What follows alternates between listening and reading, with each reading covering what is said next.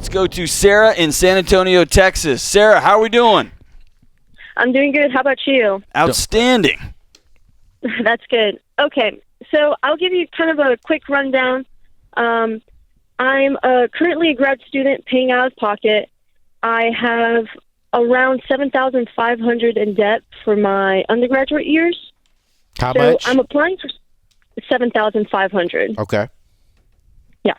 I'm applying for state trooper, and I won't know if I'm accepted until November or December. And I want to build a tiny house on wheels. No. My budget would be around $20,000 to $25,000. So my question is because I'm on a short time crunch, should I pull out a loan? No. No, Sarah. Sarah, I'm going to say this again. No. Okay. How old are you, Sarah? 21. 21 years old. Why do you want to get a tiny house? Well, I know why she wants to get a tiny house, because that's what millennials are doing, and I'm not mad at Sarah. Let's let her answer. Sarah, why do you want to get a tiny house? I really like to travel, and I think with state trooper, I would just be moving around a lot, and I don't want to get into serious debt buying a house that I may not want to live in.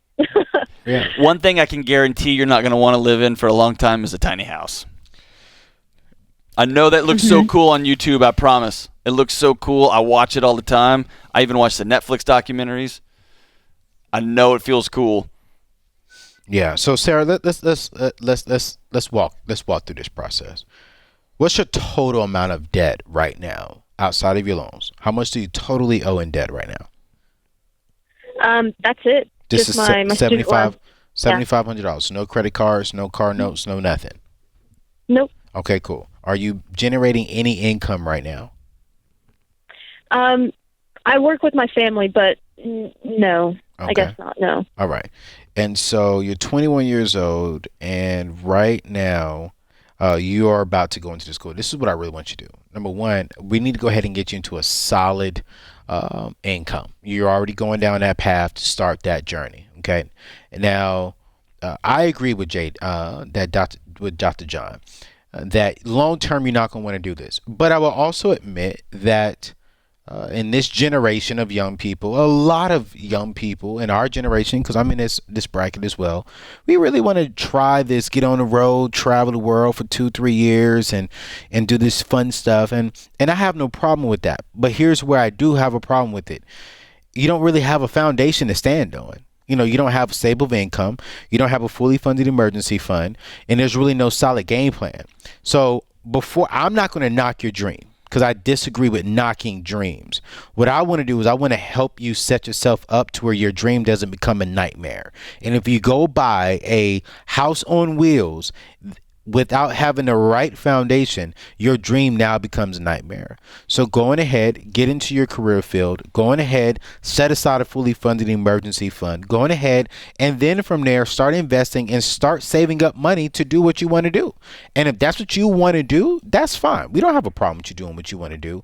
We just want you to do it the right way. You understand what we're saying, Sarah? Yeah. So would you just recommend, I'm not really a fan of staying in an apartment and just putting in hundreds of dollars on a house or an apartment that's not mine. It won't be mine. Yeah, but I mean, but let me ask you this question: why not? Because right now, what you're doing is you're setting aside money to eventually do what you want to do. Right now, you're not making $100,000. Right now, you don't have $25,000 to put on a house on wheels. You don't have that. So if you want to stay at home for maybe a year, build up some income, that's fine. But I do believe at 21 years old, if you have the opportunity to step out on your own and really start developing some grown adult skills and some grown adult experiences, I would definitely do that. Maturing and becoming this grown person at a young age is more important to me than actually going out there and dropping a lot of money on a vehicle that's on wheels. And Sarah, here's the reality. If you get into the state trooper's office, I think they're going to make you, move to Austin for a year, and then they're going to stick you in El Paso somewhere for another year or 6 months or 18 months. And buying a $25,000 potentially depreciating asset. I know trailers do. I don't know how even a loan would work against a house on wheels. My guess is it would end up being similar to a trailer loan, and which means you'd be taking out a loan against a depreciating asset like a fancy car. And you're going to look up 3 years later, and your tiny house is going to be worth less. And you're going to be in the same situation just with this burden, with this asset that you've paid money into that's not worth as much as you're going to get rid of it. And if you do the math over 36 months, when you finally land in the city where you're going to end up doing your job as a state trooper, you're going to end up finding that you are in about the same position, if not better, from renting in a cheap apartment in each one of these towns you're going to bounce around to for the next few years. Yeah.